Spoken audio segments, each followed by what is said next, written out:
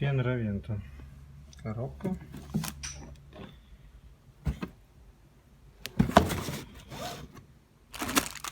Насадка есть.